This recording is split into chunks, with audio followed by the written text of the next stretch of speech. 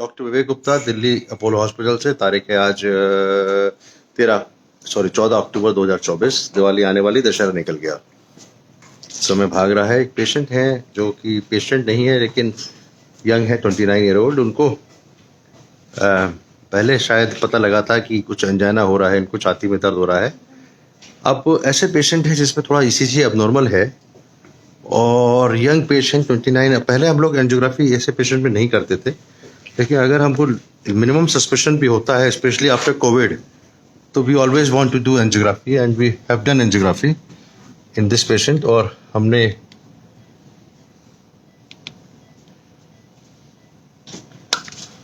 ये पहला हमने टाइगर की कैथेटर से हमने एंजियोग्राफी का पहला शॉट लिया।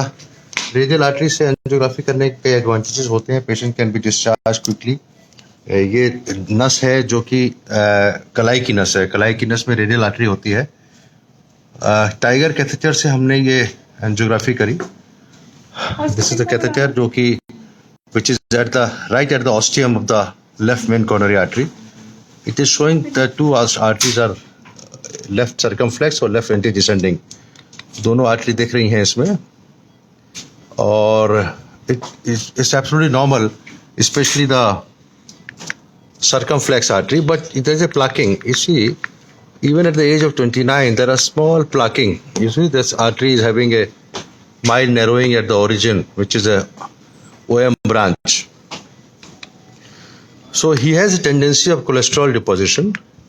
Similarly, there is at the origin of the branch of diagonal, there is a plaquing, 30%. So this is little concerning, but क्योंकि यंग 29 ईयर ओल्ड एज में प्लाकिंग होना, दैट मीन्स कोलेस्ट्रॉल डिपोजिशन शुरू हो गया है। इसको हमने अलग अलग व्यूज में देखा एंड फाइनली हमने इस व्यू में देखा, ये टू बी वेरी श्योर कि हल्का फुल्का प्लाक है कि नहीं है। There is definitely a plaque in the origin. और ये लेफ्ट की आर्टरी है। अगर हम इसको फिर से देखें, ये वाली, this is a spider view जिसमें कि आर्टरी खुलती है, तो इस जो रेमस ब्रांच है इसमें भी हल्की सी प्लाकिंग है। So there plaquing in the origin of the branches, but there is no blockage in the main vessels और a main branch. So this is a good news for the patient. Right coronary artery बिल्कुल ठीक है, right वाली artery is absolutely normal. ये this is normal कैलेवर।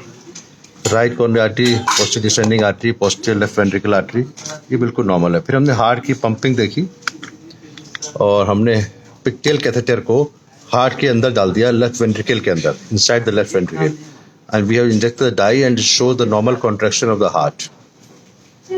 And then similarly we went to renal artery, और renal artery में भी हमने dye inject करी और दोनों renal artery, left and right renal artery is also normal. The right renal artery left है. So the question is, although this patient does not require coronary angioplasty, there is no need to do any intervention. कोई और दिक्कत नहीं है। इनका chest pain angina हो सकता है, जो ब्रांचेज हैं जहाँ हल्की सी प्लाकिंग है उसमें स्पैजम आ जाता होगा तो उससे होता होगा, लेकिन गुड थिंग इज कि मेजर आर्टरीज में कोई प्रॉब्लम नहीं है। There is no sluggish flow in the coronary artery.